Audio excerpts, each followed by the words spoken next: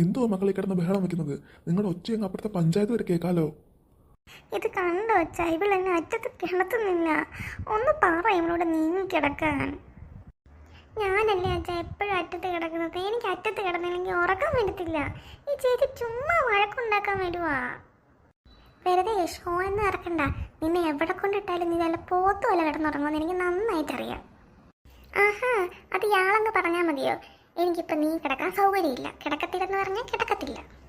ഒന്ന് നിർത്ത് പിള്ളേരെ.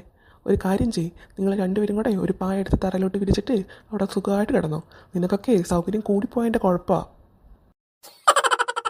എന്നെയും ചേച്ചിയെ എല്ലാവർക്കും ഇഷ്ടമായെങ്കിൽ എല്ലാവരും ലൈക്ക് ചെയ്യേ, ഷെയർ ചെയ്യേ, സബ്സ്ക്രൈബും ചെയ്യണേ.